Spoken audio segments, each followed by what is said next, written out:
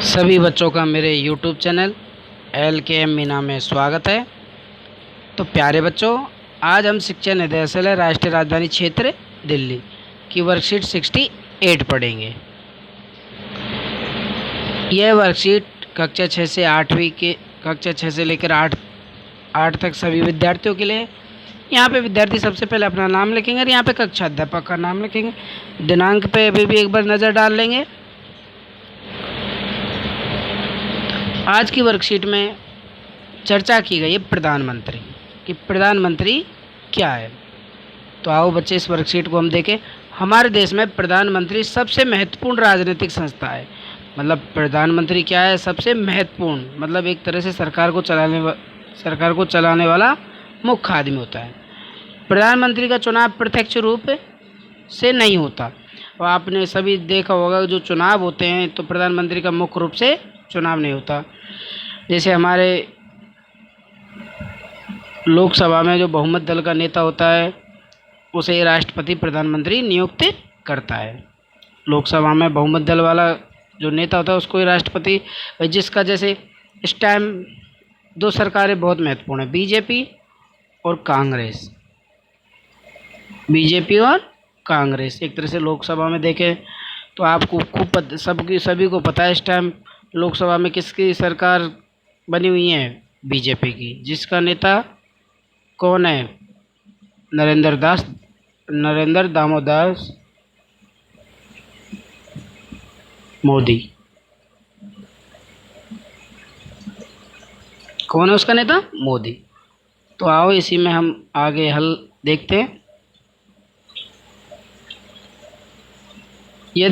यद्यपि प्रधानमंत्री संसद के किसी भी सदन का सदस्य हो सकता है। कोई ज़रूरी नहीं है कि वो लोकसभा, विधानसभा, मतलब कोई से भी सदन का सदस्य हो सकता है। तो आओ प्रधानमंत्री की शक्तियों के बारे में जानें कि भाई ये जो पद है उसकी क्या भूमिका हमारे देश में है। प्रधानमंत्री सरकार का मुखिया होता है। मुखिया मतलब मुख्य आदमी। यह कैबिनेटों की बैठकों की अध्यक्षता करता है। जो भी कैबिनेट की जो मीटिंग होती है उन सब में का अध्यक्ष भी होता है। विभिन्न विभागों के कार्य का समन्वय भी करता है। मतलब जो भी कार्य होते हैं उनको सबको देखता है। विभागों के विवादों के मामले में उसका निर्णय अंतिम नहीं, मतलब कोई भी बात अगर गलत है तो उस पर निर्णय लेने का अधिकार प्रधानमंत्री जी को है और उन्होंने जो निर्णय लिया है वही अंतिम निर्णय माना जाएगा। सारे मंत्री उसके नेतृत्व में, मतलब वो सरकार का क्या होता है? मुखिया। तो सारे व्यक्ति उसी के नेतृत्व में काम करते हैं। जब प्रधानमंत्री अपना पद छोड़ता है तो पूरा मंडल इस्तीफा दे देता है। जैसे 5 साल के लिए नेता चुने, 5 साल के लिए हमारा प्रधानमंत्री चुने गए, तो जब 5 साल पूरे हो जाते हैं तो वो अपना पद छोड़ देता। तो इसका मतलब है उसकी सरकार का शासन अब खत्म हो गया। भारत में कैबिनेट सबसे अधिक शक्तिशाली संस्था है। भारत में कैबिनेट जो संस्था है वो सबसे अधिक शक्तिशाली है। तो कैबिनेट के भीतर सबसे प्रभाव व्यक्ति प्रधानमंत्री होता है। मतलब इन सबका जो कैबिनेट के जितने भी मंत्री हैं उन सबका मेन आदमी कौन होता है? प्रधानमंत्री। तो ये भारत के प्रधानमंत्रियों की लिस्ट दी गई है हमारे भारत देश की कि 15 अगस्त 1947 को जब भारत देश आज़ाद हुआ तो उस टाइम हमारे सबसे पहले प्रधानमंत्री कौन थे? पंडित जवाहरलाल नेहरू। ये 15 अगस्त 1947 से लेकर 27 मई 1964 तक रहे। इन्होंने काफ़ी साल शासन किया। फिर हमारे दूसरे प्रधानमंत्री रहे श्री गुलजारी लाल नंदा, जो कि एक कार्यवाहक मतलब अचानक से इनको एक कार्यवाही, जब उस टाइम कोई चुनाव नहीं थे तो इनको कार्यभार दिया गया। तो ये मात्र 12 या 13 दिन के लिए प्रधानमंत्री बने। फिर आगे जब चुनाव हुए तो श्री लाल बहादुर शास्त्री को बनाया गया। ये 9 जून 1964 से लेकर 11 जनवरी 1966 तक बने रहे। फिर उसके बाद फिर गुलजारी लाल नंदा, ये भी फिर दोबारा कार्यवाहक। ये ऐसे 2 बार कार्यवाहक प्रधानमंत्री बनाए गए हैं। जो कि आपातकालीन स्थिति में बनाए जाते हैं। फिर इसके बाद देश की पहली प्रधानमंत्री कौन बनी? श्रीमती इंदिरा गांधी। ये 24 जनवरी से 1966 से लेके 24 मार्च 1977, मतलब 2 कार्य शासन काल में ये प्रधानमंत्री रही। फिर उसके बाद मोरारजी देसाई, इनका भी कार्यकाल 2 साल के। राजश्री चरण सिंह, इनका भी कार्यकाल 1 साल के लगभग ही रहा है। श्रीमती इंदिरा गांधी, फिर इन्हें दोबारा प्रधानमंत्री बनने का मौका मिला तो फिर इन्होंने 5 साल के लिए बनाए गए।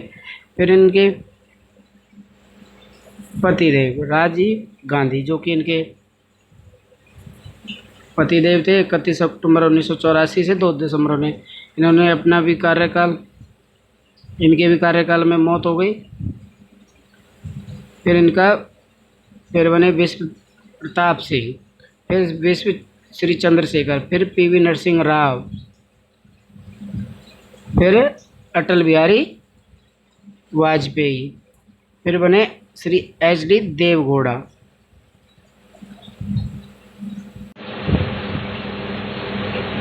उसके बाद श्री इंद्र कुमार गुजराल, फिर दोबारा से अटल बिहारी वाजपेयी बने। फिर श्री मनमोहन सिंह, जो कि लगातार 2 वर्ष के लिए, लगातार 10 साल के लिए, मतलब 2 कार्यकाल वर्ष ये प्रधानमंत्री चुने गए। फिर श्री नरेंद्र मोदी, जो कि 26 मई 2014 में सबसे पहले प्रधानमंत्री चुने गए। अब दोबारा भी इन्हें प्रधानमंत्री चुना गया। तो यहाँ तक ये सब आपकी प्रधानमंत्रियों की लिस्ट है। तो सभी बच्चे इसको लिखेंगे कॉपी में अच्छे से। हमें पता होना चाहिए कि कौन कौन कब हमारा प्रधानमंत्री बना, एक जानकारी के लिए। ये जानकारी आगे आपके बहुत ही काम आएगी। तो आओ बच्चे, इसके वर्कशीट के क्वेश्चनों को हल करते हैं।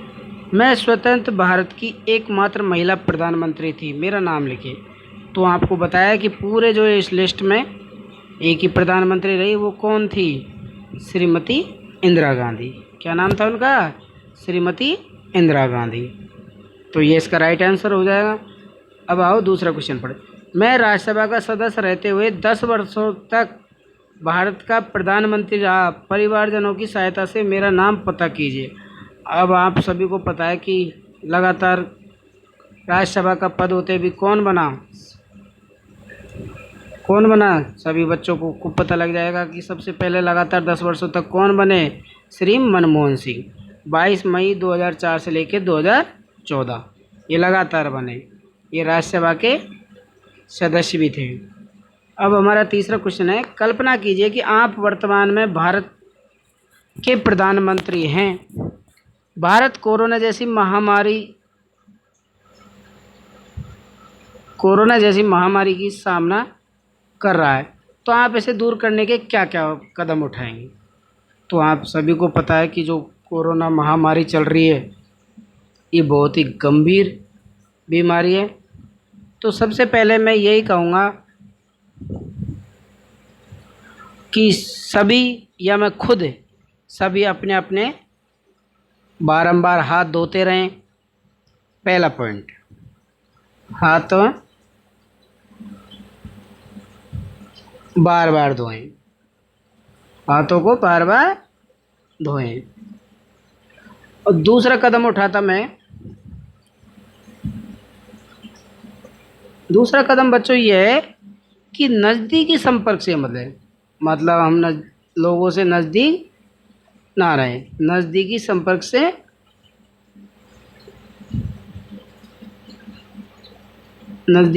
से बचें।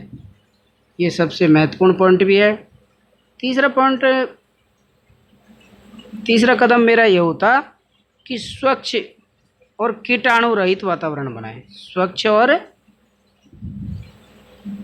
स्वच्छ एवं